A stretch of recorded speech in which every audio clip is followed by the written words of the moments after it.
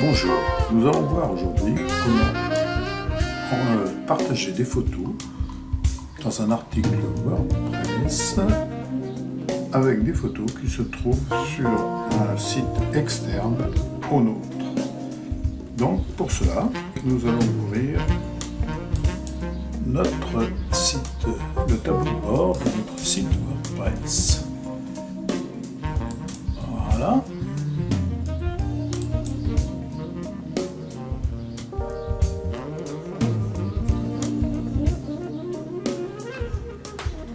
Je vais donc créer un article voilà, sur Ajouter.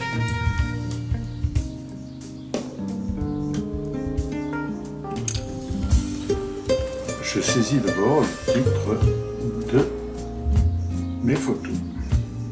Voici.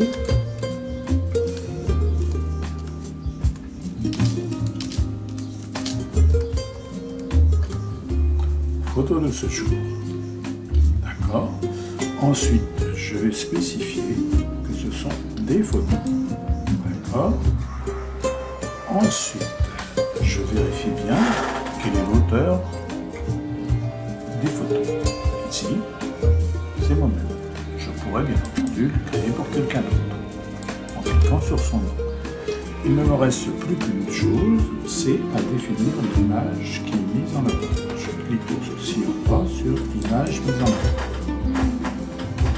Deux solutions, où elle se trouve déjà dans ma galerie de photos, ou je vais l'ajouter. C'est ici ce qui va se passer. D'accord. Donc, je clique sur Téléverser le fichier. Je sélectionne un fichier qui se trouve sur mon disque dur. Bien entendu, s'il ne veut pas, eh bien, je vais d'abord l'importer. Donc ici, je vais mettre une photo qui est arrangée un petit peu.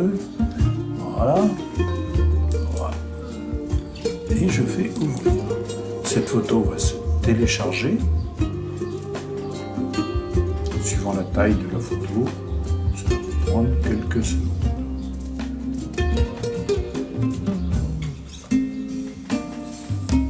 Ensuite, la photo apparaît, elle est cochée. Si j'en veux une autre, je la choisis. Là, comme celle-ci me convient, je vais sur Définir l'image mise en avant.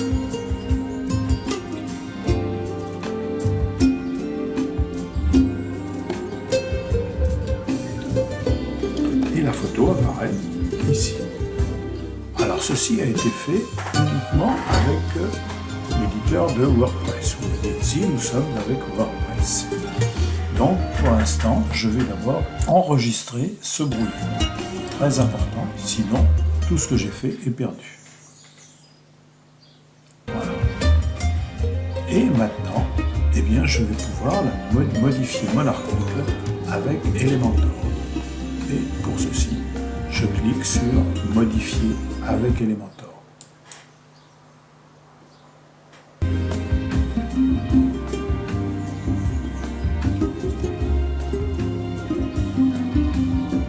Apparaît alors la page de mon article comme il se présentera. Il y a ici trois parties, les outils d'Elementor, ici l'entête sur laquelle je n'ai pas accès à Elementor, avec l'image, l'accueil, les instructions, programme, et ici l'article tel qu'il apparaîtra. Ici j'ai l'image mise en avant, le titre que j'avais donné tout à l'heure, et ensuite la catégorie dans laquelle il va apparaître et l'auteur de l'article. Je vais maintenant ajouter du texte dans mon article. Je prends donc l'outil texte à gauche, éditeur de texte, et je le fais glisser sur le plus, ici. Dans la partie gauche, j'ai un traitement de texte. Et ce que je vais taper ici apparaîtra ici. Donc là, je vais dire simplement que c'était une randonnée de 16 km avec 600 mètres de dénivelé.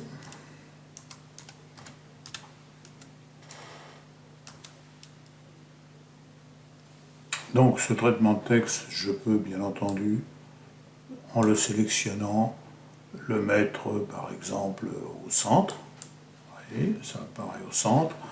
Je peux le mettre en gras. Il apparaît en gras. Voilà. Et donc maintenant, il me reste à faire un lien vers les photos qui sont enregistrées sur Google Photos. Pour ce, j'ai d'abord mis mes photos dans Google Photos, copié le lien, et une astuce, le lien, je l'ai mis dans Word ou n'importe quel autre traitement de texte, il est ici. Donc, je le sélectionne et je fais copier. Je retourne sur ma page d'Elementor et je vais ajouter un nouvel outil dans la section qui se trouve en dessous. Pour ce, je clique simplement sur le plus. Voilà. Je sélectionne une seule colonne. Voilà. Et j'ai ici un petit plus. Je vais donc maintenant lui mettre un bouton. On est d'accord? Pour trouver le bouton, je clique sur le petit pavé et j'obtiens tous mes outils. Je prends le bouton qui est ici, comme j'avais pris l'éditeur de texte tout à l'heure, et je le mets sur le plus. Ce bouton, c'est exactement comme un bouton qui allumerait la lumière, il fait une action. Mais par défaut, au départ, il faut lui donner ses propriétés. Donc pour l'instant, il est ici par défaut. Ici, c'est le texte qui apparaît ici. Vous voyez ici, il y a écrit « cliquez ici ». Ici, il y a écrit « cliquez ici ». Moi, je veux faire voir les photos, donc à la place, je vais taper simplement « voir les photos ». Et aussitôt, vous voyez bien qu'apparaît ici « voir les photos ». Ce bouton, je préfère qu'il soit au centre de ma section. Je clique donc sur « Centrer ». Je voudrais qu'il soit plus grand, donc j'ai la taille. Je peux mettre grand ou même très grand. Voilà. Pour l'instant, on va en rester là. On pourrait simplement lui ajouter une icône, vous voyez, en mettant simplement bibliothèque d'icônes, comme ce sont des photos. Je peux prendre là et je vais sélectionner un appareil photo. Donc là, je vais taper caméra, vous voyez, pour que ça apparaisse plus vite. Et je clique sur caméra, insérer. Et j'ai un petit appareil photo à côté. Sympa, non? Je peux même espacer l'icône. Voilà. De façon à ce que ça soit bien visible. Voilà. Et maintenant, il reste une grande chose à faire, c'est que ce bouton, on lui a défini son texte, son icône, sa couleur à la limite. Et maintenant, il faut lui donner une action. L'action, c'est un lien. Pour l'instant, il y a un dièse. Le dièse veut dire qu'il n'y a aucune action. Donc, à la place du dièse, vous vous rappelez, j'avais sélectionné dans mon texte, ici, là, copier le lien de l'endroit où se trouvaient les photos, c'est-à-dire sur Google Photos. Donc, je retourne ici, et sur le lien, je sélectionne, bouton droit, coller en texte brut. Et apparaît ici ces photos. Et j'ai tout simplement terminé mon action. Maintenant, il ne me reste plus qu'à enregistrer le brouillon. Vous voyez, alors faites bien attention, je recommence. Enregistrer le brouillon, que ça tourne là. Ça veut dire qu'il est enregistré.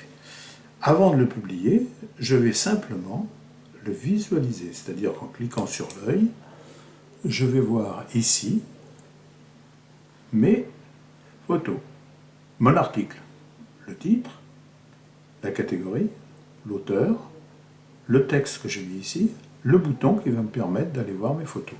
Et je vais bien voir si effectivement, en cliquant dessus, je vois mes photos.